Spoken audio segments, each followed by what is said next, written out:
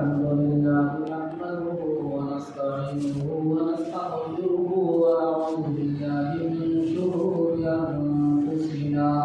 ومن سيئات أعمالنا من يهده الله فلا مضل له ومن يضلله فلا هادي له ونشهد أن لا إله إلا الله وحده لا شريك له ونشهد أن سيدنا ومولانا محمدا عبده ورسوله أما بعد قال الله تبارك وتعالى في القرآن المجيد والفرقان الحميد أعوذ بالله من الشيطان الرجيم بسم الله الرحمن الرحيم يا أيها الذين آمنوا كتب عليكم الصيام كما كتب على الذين من قبلكم لعلكم تتقون وقال الله تبارك وتعالى في موضع آخر يا أيها الذين آمنوا أنفقوا مما رزقناكم من قبل أن يأتي يوم لا بيع فيه ولا خلة ولا شفاعة صدق الله العظيم وقال النبي صلى الله عليه وسلم من صام رمضان إيمانا واحتسابا غفر له ما تقدم من ذنبه أو كما قال عليه الصلاة والسلام اللهم صل على محمد النبي الأمي وعلى آله وسلم تسليما اللهم صل على محمد النبي الأمي وعلى آله وسلم تسليما اللهم صل على محمد النبي الأمي وعلى آله وسلم تسليما معزز سامعین کرام اور محترم بزرگوں اور دوستوں، اللہ تبارک و تعالیٰ کا بہت بڑا فضل اور کرم اور احسان ہے کہ اللہ تبارک و تعالیٰ نے ہم تمام لوگوں کو رمضان کا مبارک مہینہ نصیب فرمایا اور ہم تمام لوگوں کو صحت و عافیت کے ساتھ رکھا، اس حالت میں کہ ہم رمضان المبارک کے مہینے کی مکمل ادب و احترام کر سکے۔ میرے محترم بزرگ و دوستو، اللہ سے دعا کرے کہ اللہ تبارک و تعالی ہم تمام لوگوں کے ادا کیے ہوئے روزوں کو قبول فرمائے اور تراویح کی نماز کو قبول فرمائے اور ساتھ میں صدقہ و زکوٰۃ جو ہم نے ادا کیے ہیں ان کو بھی اللہ تبارک و تعالیٰ قبول فرمائے۔ میرے محترم بزرگ دوستو، آج کے اس جمعہ میں تو بہت ساری باتیں آپ کے سامنے میں رکھنی ہیں، لیکن وقت کے تقاضے کے مطابق مختصر چند باتوں کو آپ کے سامنے میں عرض کروں گا۔ میرے محترم بزرگ دوستو، اللہ تبارک و تعالیٰ نے اسلام کی بنیاد 5 چیزوں پر رکھی ہے: کلمہ، نماز، روزہ، زکوٰۃ، حج۔ یہ اسلام کی بنیادی 5 چیزیں ہیں اور اس کو 2 حصوں میں تقسیم کیا ہے، ایک بدنی عبادات میں اور دوسرا مالی عبادات۔ روزہ اور نماز یہ بدنی عبادات میں سے شمار کیا جاتا ہے اور حج اور زکوٰۃ یہ جو ہے مالی عبادات میں شمار کیا جاتا ہے۔ میرے محترم بزرگ دوستو، جس طریقے سے ایک انسان اپنے آپ کو ذلیل کر کے اللہ کے گھر میں آ کر سجدہ، قیام، رکوع اور سجود کے ذریعے سے اللہ کے سامنے میں اپنے آپ کو ذلیل کر کے اللہ تبارک و تعالیٰ کی حکم کو اور فرما برداری کو ادا کرتا ہے، اسی طریقے سے زکوٰۃ بھی انسان کے لیے جو اللہ تبارک و تعالیٰ نے فرض فرمایا ہے، یہ بھی انسان کو ادا کرنا ضروری ہے۔ میرے محترم بزرگوں دوستو، زکوٰۃ اور نماز کے اندر کوئی خاص فرق نہیں ہے۔ جس طریقے سے ایک انسان، دیکھیے کہ صرف ایک مختصر سا فرق ہے، وہ فرق یہ ہے کہ نماز میں جو یہ فرضیت ہے اللہ تبارک و تعالیٰ نے عام کیا ہے، ہر انسان چاہے وہ ایمان والا، امیر ہے، غریب ہے، فقیر ہے، مسکین ہے، تمام کے اوپر اللہ تبارک و تعالیٰ نے نماز کو فرض فرمایا۔ لیکن زکوٰۃ اللہ تبارک و تعالیٰ نے سب پر فرض نہیں کیا ہے۔ زکوٰۃ صرف اللہ تبارک و تعالیٰ نے امت کے ان لوگوں کے اوپر، ان شخصوں کے اوپر جو نصاب کا مالک ہے، جو صاحب نصاب ہے۔ آپ نے بارہا صاحب نصاب کے بارے میں سن چکے ہیں، مختصر بتاتا ہوں کہ جس کے پاس 7.5 تولہ سونا اور 52.5 تولہ چاندی ہو اور یہ اس کے اوپر 1 سال گزر جائے اور اس کی اس مالیت کے اندر جو مال اس کے پاس رکھا ہوا ہے، اس مال میں کسی طرح کا کوئی قرضہ نہ ہو اور اس مال کے اوپر سال گزرا ہوا ہو جائے، تو ایسے شخص کے اوپر اللہ تبارک و تعالیٰ کی طرف سے زکوٰۃ فرض ہے اور اس کے مال میں سے 40واں حصہ اللہ تبارک و تعالیٰ کے حکم سے اس کو زکوٰۃ ادا کرنا ہے۔ 100 میں 2.5 روپے، 1000 میں 25 روپے اور لاکھ میں 2500 روپے اس کو زکوٰۃ میں نکالنا ہے۔ میرے محترم بزرگوں دوستو، یہ جو زکوٰۃ اللہ تبارک و تعالیٰ نے ایمان والوں کے اوپر اور ان لوگوں کے اوپر جو صاحب نصاب ہے اس کے اوپر جو اللہ تبارک و تعالیٰ نے فرض کیا ہے، اس سے کیا اللہ تبارک و تعالیٰ کو ضرورت ہے یا اللہ تبارک و تعالیٰ کے رسول کو ضرورت ہے؟ نہیں میرے محترم بزرگوں دوستو، اللہ تبارک و تعالیٰ فرماتے ہیں خذ من اموالہم صدقۃ، فرماتے ہیں کہ ان سے مال کو لو، یعنی صدقہ و فطرہ کے جو زکوٰۃ کے جو مال ہیں، ان مال کو لو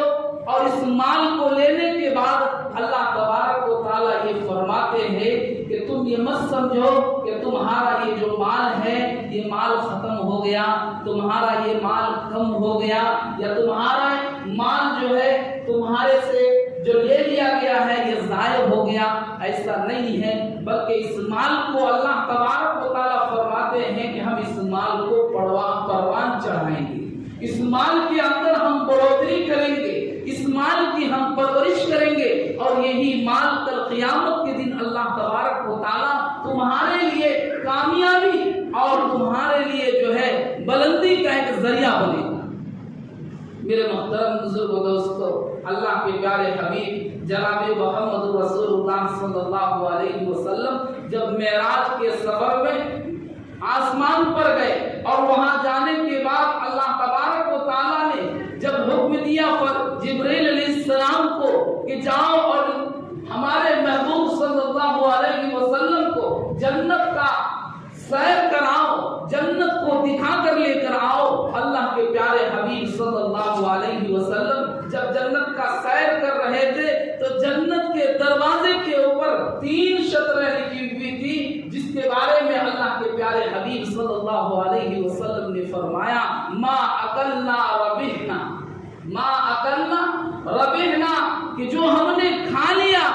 وہ جو ہے میرے لیے بہت اچھا ہوا، اور آگے فرماتے ما عملنا وجدنا، کہ جو میں نے عمل کیا یعنی جو میں نے پہن لیا، جو میں نے جو ہے صدقہ و خیرات کر دیا، جو میں نے جو ہے اللہ کے راستے میں غریبوں میں، مسکینوں میں، یتیموں میں، محتاجوں میں تقسیم کیا، یہ جو ہے میں کل قیامت کے دن مجھے ملنے والا ہے۔ وما خلفنا قد خسرنا، فرماتے ہیں کہ جو ہم نے اپنے پیچھے چھوڑ کر آیا، جس کو میں نے اپنی اولاد کے لیے چھوڑ کر آیا، جس کو میں نے اپنے پیٹھ پیچھے چھوڑ دیا، یہ میرے لیے خسارے اور نقصان کا سبب بن گیا۔ میرے محترم بزرگ دوستو، فرماتے ہیں کہ انسان جو مال کو کمایا ہے، اللہ کے نبی نے فرمایا ابن آدم مالی مالی، ابن آدم یہ کہتا ہے یہ میرا مال ہے، اس کو میں نے جمع کیا ہے، اس مال کا میں مالک ہوں اور اس مال کو میں صرف کروں گا، اس کو میں خرچ کروں گا، اس کا حقیقی مالک میں ہوں۔ لیکن میرے محترم بزرگ دوستو، جب انسان کی آنکھ بند ہو جاتی ہے، جب انسان اس دنیا سے چلا جاتا ہے، جب انسان کو موت ہو جاتی ہے، تو پھر یہ جو مال جس مال کو اس نے جمع کیا ہے، جس کو اپنے بینکوں کے اندر، اپنے اکاؤنٹ کے اندر جمع کر کے رکھتا ہے، یہی مال میرے محترم بزرگ دوستو اس کے لیے وبال کا ذریعہ بن جاتا ہے۔ کیونکہ جس اولاد کے لیے ہم نے چھوڑ کر جا رہا ہے، اگر وہ اولاد اس مال کو عیش و عزت کے اندر، برائیوں کے اندر، گناہوں کے اندر استعمال کیا ہے، تو جمع تو تم نے کیا ہے، خرچہ تو تمہارے پیچھے تمہارے اولاد اور تمہارے وارثین کر رہے ہیں، لیکن اس کا حساب کل قیامت میں تجھے دینا ہے۔ میرے محترم بزرگ دوستو، مال کا ایک سب سے بڑا جو ہمارے لیے ضروری ہے کہ اللہ تبارک و تعالیٰ نے ہمارے اوپر جو زکوٰۃ فرض کیا ہے، اس کے اندر اللہ تبارک و تعالیٰ کی بے شمار حکمتیں ہیں۔ ایک حکمت یہ ہے کہ اللہ تبارک و تعالیٰ نے قرآن کریم کے اندر فرمایا ان الانسان لربہ لکنود، کہ انسان جو ہے اللہ تبارک و تعالیٰ کا بہت بڑا ناشکرا ہے، اور اس کی ایک کمزوری یہ ہے وَإِنَّهُ لِرَبِّهِ لَشَدِيدٌ وَإِنَّهُ لِحُبِّ الْخَيْرِ لَشَدِيدٌ، کہ میرے محترم بزرگ دوستو، انسان کی ایک سب سے بڑی کمزوری یہ ہے کہ وہ مال سے بے انتہا محبت کرتا ہے۔ اسی مال کی وجہ سے آج ماحول اور معاشرے کے اندر، آج دنیا کے اندر جو یہ فتنہ و فساد ہوتا ہے، اسی مال کی محبت کی بنیاد پر ہوتا ہے۔ ایک بھائی اپنے بھائی سے نفرت کرتا ہے، ایک محلے کے پڑوسی دوسرے پڑوسی سے جو ہے نفرت کرتا ہے، اپنے ماحول کے اندر رہ کر دشمنی کرتا ہے، وجہ یہی ہے کہ اس کے اندر مال کی محبت ہے۔ کچھ کمزور انسان یہاں تک ہے کہ وہ اپنے والدین کی موت کا انتظار کرتا ہے، اس لیے کہ یہ میرے ماں باپ مریں گے، اس کو موت آئے گی اور ہم یہ سارے مال کا مالک بنیں گے۔ میرے محترم بزرگ دوستو، یہ ایک ہماری کمزوری ہے، اور اللہ تبارک و تعالیٰ نے ہمارے اوپر زکوٰۃ کو فرض کر کے جب ایک انسان مال کا زکوٰۃ نکالتا ہے اور اس مال کو غریبوں میں، مسکینوں میں، یتیموں میں، محتاجوں میں تقسیم کرتا ہے، تو اس کے اندر سے مال کی محبت کم ہو جاتی ہے۔ اور دوسری حکمت جو اللہ تبارک و تعالیٰ نے فرمایا ہے کہ یہ ماحول اور معاشرے کے اندر ایک طبقہ تو وہ ہے کہ جس کے گھر میں جو ایک بچہ پیدا ہوتا ہے، تو وہ اللہ یہ نہیں چاہتے ہیں کہ وہ بچہ عیش و عشرت کی زندگی میں گزارے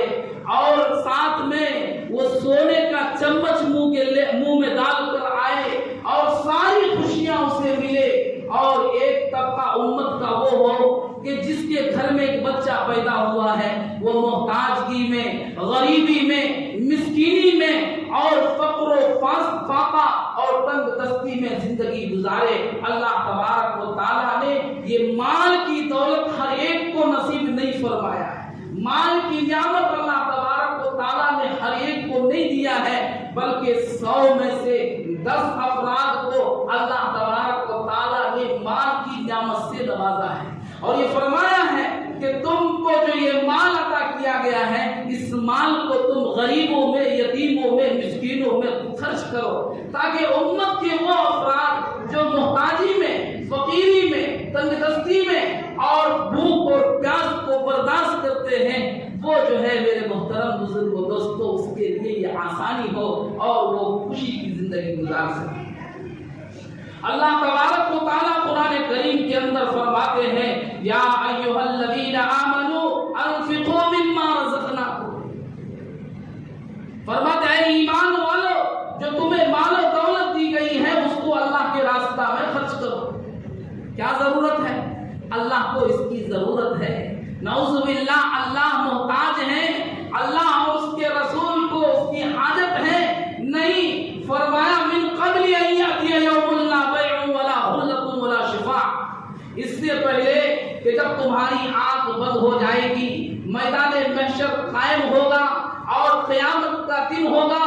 سارے لوگ نفسا نفسی کے عالم میں ہوگا، اس وقت میں تم چاہو گے کہ میرا مال کوئی لے لے، اس مال کے ذریعے سے کوئی رشوت لے لے اور اس مال کے ذریعے سے میری کوئی سفارش کر دے، اس مال کے ذریعے سے میرے گناہوں کی بخشش کر دے۔ فرماتے اس دن کوئی خرید و فروخت نہیں چلے گا، کسی کی کوئی سفارش نہیں چلے گی۔ انسان کا آنکھ بند ہونے سے پہلے فرمایا کہ اپنے مال کو اللہ کے راستے میں خرچ کرو،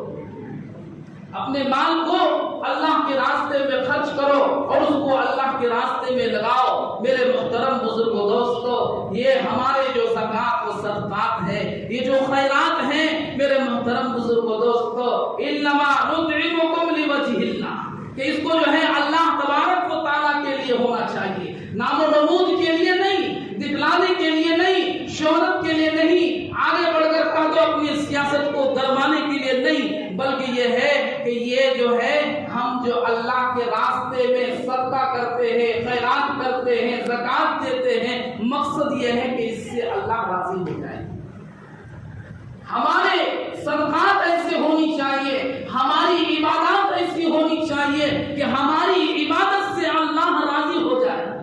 صحابہ کرام کی عبادت ایسی تھی کہ ان کی عبادات سے، ان کے صدقات سے، ان کے خیرات سے میرے محترم بزرگوں دوستو عرش ہل جاتا تھا، آسمان کے ساتوں آسمان کے دروازوں کو پھاڑ کر زمین میں قرآن کریم کی آیت اترتی تھی ان کے لیے۔ میرے محترم بزرگوں دوستو ایک صحابی ہیں حضرت اللہ کے پیارے حبیب جناب محمد رسول اللہ صلی اللہ علیہ وسلم کے پاس ایک شخص آیا، اس حالت میں آیا میرے محترم بزرگوں دوستوں کہ اس وقت میں اللہ تبارک و تعالیٰ کے اللہ کے پیارے حبیب صلی اللہ علیہ وسلم کے پاس تنگ دستی اور محتاجی ہے، پانی کے علاوہ کھانے کے لیے کوئی دوسری چیز نہیں ہے۔ اس وقت میں ایک شخص آیا، ایک مسافر آیا، اس نے سوال کیا، اے اللہ کے نبی، ہم بھوکے ہیں، پیاسے ہیں، ہم محتاج ہیں، ہم غریب ہیں، ایک وقت کا کھانا چاہتے ہیں۔ اللہ کے پیارے حبیب صلی اللہ علیہ وسلم نے صحابہ کرام کو اعلان کیا کہ کون ہے اس میرے محتاج، غریب، مسکین اور بھوکے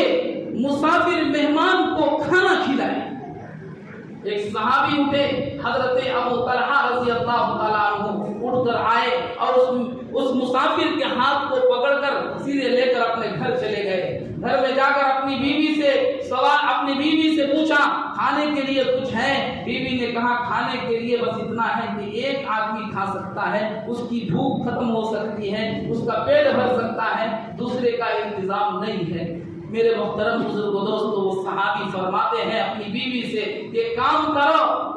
کرو، دسترخوان لگاؤ، کھانے کا انتظام کرو، دسترخوان میں کھانا لگا دو اور جو ہے رات کا وقت ہے چراغ کو بجھا دینا، پھر اس کے بعد میں مہمان کے ساتھ بیٹھ جاؤں گا، مہمان کے ساتھ میں کھانے کا ایکٹنگ کروں گا، مہمان یہ سمجھے گا کہ یہ میرے ساتھ یہ بھی کھانا کھا رہے ہیں، اتنے میں اس کا کھانا مکمل ہو جائے گا۔ یہی کام کیا، دسترخوان بچھایا گیا اور اس مسافر کو بٹھایا گیا، ان کے سامنے میں میرے محترم بزرگوں دوستو یہ صحابی ایکٹنگ کرتے رہے، کھانا مکمل ہو گیا۔ فرماتے میرے محترم بزرگوں دوستو کھانے کے بعد اپنی بیوی سے کہا کہ تم بھی اپنے پیٹ میں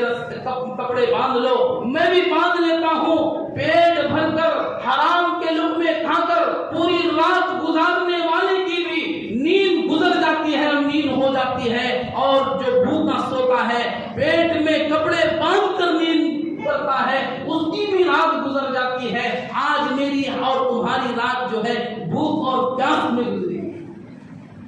یہ رات گزرتی ہے میرے محترم بزرگ و دوستو۔ ابھی یہ صحابی مسجد نبوی میں نہیں پہنچے ہیں، لیکن اس سے پہلے قرآن کریم کی آیت اتر جاتی ہے۔ اللہ تبارک و تعالیٰ فرماتے ہیں اے میرے محبوب قربان جاؤ تیرے امتی کے اوپر، اس نے میرے عرش کو ہلا دیا، قرآن کریم کی آیت کو نازل فرما دیا۔ فرماتے ہیں کہ اس کی ایسی قربانی تھی، ایسی محبت تھی میرے محترم بزرگ و دوستو، اور اس طریقے سے وہ اللہ تبارک و تعالیٰ کے لیے عبادت کرتے تھے۔ اور فرماتے ہیں وَيُطْعِمُونَ الطَّعَامَ عَلَى حُبِّهِ مِسْكِينًا وَيَتِيمًا وَعَسِيرًا۔ میرے محترم بزرگ و دوستو، حضرت فاطمہ رضی اللہ تعالیٰ عنہ کے بارے میں آتا ہے کہ حضرت فاطمہ رضی اللہ تعالیٰ عنہ کا صاحبزادہ حضرت حسن اور حسین دونوں بیمار ہیں، دونوں نظر کرتے ہیں، منت مانگتے ہیں۔ منت یہ مانگنا چاہیے، ہمارے اور آپ کے کیسی منت ہے، یہ وقت نہیں ہے وہ بولنے کا، وقت تو نہیں بتاتا ہے۔ میرے محترم بزرگ و دوستوں بھی اس کو بھی سمجھنے کی ضرورت ہے کہ منت کیسا کرنا ہے، نظر کیسے کرنا ہے۔ وہ وقت بعد میں کبھی اگر موقع ملا تو بتائیں گے کہ نظر کیسی ہونی چاہیے۔ فرماتے ہیں حضرت فاطمہ الزہرا رضی اللہ تعالیٰ عنہ دعا کرتی ہے، بیمار ہے دونوں بچے کی طبیعت صحیح نہیں ہوتی ہے۔ فرماتے ہیں دعا کرتے ہیں اللہ اگر ہمارا یہ دونوں بچہ صحیح صحت یاب ہو گیا، بیماری سے شفا ہو گیا، تو فرماتے ہیں کہ میں اس کے لیے جو ہے نظر کرتا ہوں کہ 3 روزہ رکھوں گا۔ دونوں ہمیں میاں بیوی دونوں جو ہے ہم روزہ رکھیں گے۔ فرماتے ہیں کہ بچہ کی طبیعت صحیح ہو گئی، پہلے دن کے روزے کے لیے سحر کیا، صبح کو اٹھا۔ میرے محترم بزرگ دوستو، حضرت علی رضی اللہ تعالیٰ عنہ گھر میں دیکھتے ہیں کھانے کے لیے کچھ بھی نہیں ہے، افطار کے لیے کچھ انتظام نہیں ہے۔ فرماتے ہیں مزدوری کے لیے گئے، ایک جگہ جا کر ان کو کپاس کو صاف کیا۔ فرماتے کہ صاف کرنے کے بعد ان کو اتنی اجرت ملی کہ ان کو جو ہے اتنا آٹا دیا گیا کہ جس سے 4 روٹی بن سکتی تھی۔ گھر میں لے کر آیا، حضرت فاطمہ الزہرا رضی اللہ تعالیٰ عنہ اس آٹے سے روٹی بناتی ہے۔ روٹی تیار کرنے کے بعد افطار کا وقت ہوتا ہے، دسترخوان لگایا جاتا ہے اور سب جو ہے دسترخوان پر بیٹھے ہیں، اب جو ہے انتظار کر رہے ہیں کہ افطار کا وقت ہو جائے اور میں جو ہے افطار شروع کرو۔ لیکن میرے محترم بزرگوں دوستو، اتنے میں صدا آتی ہے، فرمایا کیا وَيُطْعِمُونَ الطَّعَامَ عَلَى حُبِّهِ مِسْكِينًا۔ ایک مسکین دروازے پر آ جاتا ہے، کہتا ہے یا بنت رسول اللہ، یا بنت رسول اللہ انفقوا فی سبیل اللہ، کہ اے محمد صلی اللہ علیہ وسلم کی بیٹی، اے رسول اللہ کی بیٹی، اے اہل بیت کی لڑکی، فرماتے ہیں کہ اللہ کے راستے میں کچھ خرچہ کرو، میں مسکین ہوں، میں بھوکا ہوں، مجھے کھانے کی ضرورت ہے۔ یہ دسترخوان سے اٹھتی ہے، وہ 4 روٹی لے جا کر اس مسکین کو، اس یتیم کو دے دیتے ہیں۔ میرے محترم بزرگوں دوستو، دوسرے دن پھر جو ہے سحر شروع ہوا، پانی سے سحر کیا۔ فرماتے افطار کے لیے کچھ بھی نہیں ہے۔ پھر یہ جاتے ہیں اور یہ جا کر جو ہے محنت کرتے ہیں، ان کو اتنا آٹا دیا جاتا ہے جس سے جو ہے یہ 4 روٹی بن سکتی ہے۔ 4 روٹی بنی میرے محترم بزرگوں دوستو، پھر آنے کے بعد جو ہے روٹی بنایا گیا، دسترخوان لگایا گیا، روٹی کو رکھا گیا، سب بیٹھے ہوئے ہیں، لیکن وَيُطْعِمُونَ الطَّعَامَ عَلَى حُبِّهِ مِسْكِينًا وَيَتِيمًا۔ ایک یتیم آ جاتا ہے، یا بنت رسول اللہ انفقوا فی سبیل اللہ، فرماتے اے رسول کی بیٹی، اے نبی کی بیٹی، اللہ کے راستے میں خرچ کرو۔ فرماتے اٹھتی ہے اور یہ روٹی کو بھی اللہ کے راستے میں اس یتیم کو دے دیتی ہے۔ یہ کون سمجھے گا 2 دن کا روزہ ہے، صرف پانی سے سحر ہے اور پانی سے افطار ہے۔ یہ کون سمجھے گا جس نے حرام کے لقمے سے اپنے پیٹ کو بھرا ہوگا، جس نے ہزاروں گھروں کو برباد کر کے ایک گھر کو آباد کیا ہوگا، جس نے میرے محترم بزرگوں دوستو پیٹ بھر کر اپنی زندگی گزارا ہوگا، اس کو یہ غریبی، یہ محتاجگی، یہ بھوکا پن اس کو کیسے معلوم ہوگا؟ میرے محترم بزرگوں دوستو، اللہ کے پیارے حبیب جناب محمد رسول اللہ صلی اللہ علیہ وسلم کے بارے میں آتا ہے کہ ایک مرتبہ مسجد نبوی کے صحن کے اندر سے باہر نکلتے ہیں، مسجد نبوی سے باہر نکلتے ہیں، ساتھ میں حضرت عبداللہ ابن عمر رضی اللہ تعالیٰ عنہ ہے۔ اللہ کے نبی ایک گری ہوئی پڑا ہوا ایک کھجور کو اٹھاتے ہیں، اٹھا کر صاف کرتے ہیں اور اس کو کھا لیتے ہیں۔ حضرت عبداللہ ابن عمر رضی اللہ تعالیٰ عنہ فرماتے ہیں کہ اللہ کے پیارے حبیب آپ نے اس پڑی ہوئی کھجور کو کھا لیا۔ فرماتے ہیں کہ ہاں ہذہ صبح رابعہ ما ذقت شیئا، فرماتے ہیں آج 4 دن گزر گیا ہے، پہلا آج یہ کھجور میں نے کھایا۔ یہ زندگی تھی صحابہ کرام کی، یہ زندگی تھی نبی کی، نبی ایسے زندگی گزارے، صحابہ ایسے زندگی گزارے۔ میرے محترم بزرگوں دوستو، تیسرا دن ہوتا ہے، تیسرے دن بھی یہی چلتا ہے، اور ایسے ہی تیسرے دن بھی وَيُطْعِمُونَ الطَّعَامَ عَلَىٰ حُبِّهِ مِسْكِينًا وَيَتِيمًا وَأَسِيرًا، کہ اب ایک قیدی آ جاتا ہے، یا بنت رسول اللہ انفقوا فی سبیل اللہ، اے اللہ کے رسول کی بیٹی اللہ کے راستے میں خرچ کرو۔ یہ پورا لے جا کر جو ہے یہ دے دیتی ہے، لیکن میرے محترم بزرگوں دوستو، یہاں عرش ہل جاتا ہے اور آسمان کے دروازے کھل جاتے ہیں۔ حضرت جبرائیل علیہ السلام نیچے اترتے ہیں اور نیچے اتر کر اللہ کے پیارے حبیب کو بتاتے ہیں کہ اے اللہ کے نبی، اے اللہ کے رسول، تیری امت نے جو ہے ایک عجیب ماجرا پیش کر دیا اور قرآن کی آیت کو نازل کر دیا، وَيُطْعِمُونَ الطَّعَامَ عَلَىٰ حُبِّهِ مِسْكِينًا وَيَتِيمًا وَأَسِيرًا، یہ ایسے ہیں کہ جو اپنے مال کو، اپنے دولت کو مسکینوں میں، یتیموں میں، قیدوں میں خرچ کرتے ہیں، ان کو کھلاتے ہیں، ان کی پرورش کرتے ہیں۔ میرے محترم بزرگوں دوستو، اس لیے ہماری عبادت اللہ کے لیے ہو، اللہ کو راضی کرنے کے لیے ہو، اللہ کو خوش کرنے کے لیے ہو۔ حضرت ابو بکر صدیق رضی اللہ تعالیٰ عنہ کے بارے میں آتا ہے کہ حضرت ابو بکر بارہا آپ نے اس واقعے کو سنا ہے کہ انہوں نے پورے مال کو اللہ کے پیارے حبیب صلی اللہ علیہ وسلم کے پاس لا کر رکھ دیا۔ وقت بہت کم ہے، میں سنانا چاہ رہا تھا لیکن وقت کا تقاضا ہے کہ جو ہے بند کیا جائے باتوں کو، اس لیے میرے محترم بزرگوں دوستو بس اتنا سمجھ دے کہ یہ جو مال اللہ نے ہم کو دیا ہے، اس مال میں سے اللہ کے راستے میں ہمیں خرچ کرنا چاہیے۔ یہی ہمارے لیے آخرت کا ایک ذخیرہ ہے اور آخرت بنانے کا ایک ذریعہ ہے۔ تو اس لیے اس کو جو مالدار ہیں، جو صاحب نصاب ہیں، جن کے اوپر زکوٰۃ فرض ہے، وہ اپنے زکوٰۃ کو نکالے اور اللہ کے راستے میں خرچ کرے۔ اور ایک چھوٹی سی بات بتانا چاہتا ہوں کہ رمضان کا بیان ختم ہو گیا، اب بتانا چاہتا ہوں کہ رمضان کا مبارک مہینہ چل رہا ہے، کیسی غفلت ہے بھائی، کیسی غفلت ہے۔ کون آئے گا ہم کو بیدار کرنے کے لیے؟ کون اٹھائے گا؟ کون آئے گا؟ یہ ملک کے حالات ہم کو نہیں بتا رہے کہ یہ ملک کے حالات ہمیں غفلت کی نیند سے بیدار نہیں کر سکتے۔ ابھی بھی وہی غفلت کی زندگی، ابھی بھی ویسے ہی ہمارا حالات ہیں، ہمارے حالات بدلنے کے لیے ہم تیار نہیں۔ کیا رمضان کا مہینہ ایک بارم کے لیے ہے؟ 8 دن کے لیے، 4 دن 5 دن شروع میں کیا بھیڑ، کیا رش، کیا لوگ، جگہ نہیں بن رہی۔ اب دیکھیں تو تراویح کی نماز میں 2-3 صف کیا ہے؟ کیا ہے؟ کون آئے گا خبر دینے کے لیے؟ کون بتائے گا ہم کو؟ کون کہے گا کہ مسلمان بیدار ہو جاؤ، نماز اور روزے کی پابندی کرو، اللہ کے گھر کو آباد کرو؟ کون بتائے گا؟ پھر آئیں گے جبرائیل علیہ السلام ہم کو بتانے کے لیے۔ یہ قرآن 30 جز کا ہمارے لیے کافی نہیں؟ میرے محترم بزرگوں دوستو، ہمارے لیے پورے 30 دن کے روزے فرض ہیں، پورے 30 دن کے اندر تراویح کی نماز کا اہتمام کرنا ہمارے لیے ضروری ہے، اور یہی ہمارے لیے کامیابی کا ذریعہ ہے۔ افسوس ہے میرے محترم بزرگوں دوستو، ایک مہینہ ہم اللہ کی عبادت نہیں کر سکتے، پورے سال نہیں کرتے، کم سے کم ایک مہینہ اہتمام کرے،